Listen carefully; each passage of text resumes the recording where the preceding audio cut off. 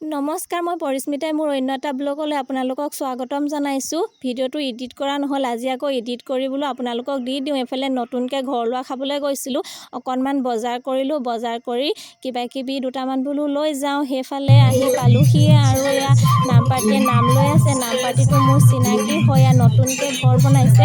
এয়া মামাৰ ঘৰ হয় মোৰ ভাগৰ, আৰু এটা পৰিয়ালৰ কাৰণে বনাইছে। ঘৰটো বহুত বেছি ডাঙৰ নহয় যদিও সুখত থকাটোৱে মেইন নহয়নে বাৰু। আমি জীৱনবিলাক কেনেকৈ সুখেৰে পাৰ কৰোঁ সেইটোৱে আচল কথা। অকণমান আপোনালোকক এয়া দেখুৱাই দিছোঁ ৰুমবিলাক। এজনী মোৰ মৰমৰ মামীজনী, মামী 4জনী, এই মামী মাজু মামী বুলি কওঁ, 2 নম্বৰ মামী হয়। আৰু এফালে কৰিডৰটো আছে, কৰিডৰটোৰ ভিতৰতে বেডৰুম হ'ব। তাতে ভকতে আগতীয়াকৈ যিখিনি কৰিবলগীয়া আছিলে সেইখিনি কাম কৰিলে তেওঁলোকে। কাম কৰাৰ পিছত এয়া খাবৰ কাৰণে অকণমান যোগাৰ কৰিছে, ভিতৰত বাহিৰতো কৰিছে বাৰু।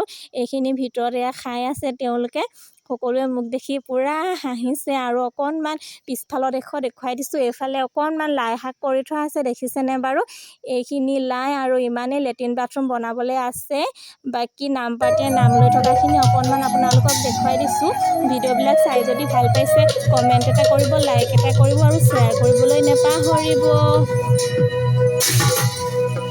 গুৰু মোৰা গুৰু তুমি দয়াৰ সাগৰ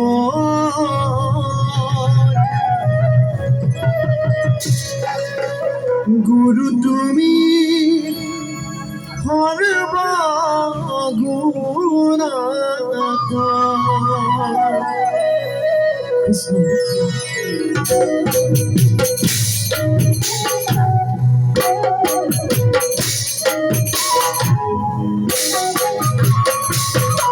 ভিডিঅ' চোৱা সকলোলৈকে ধন্যবাদ।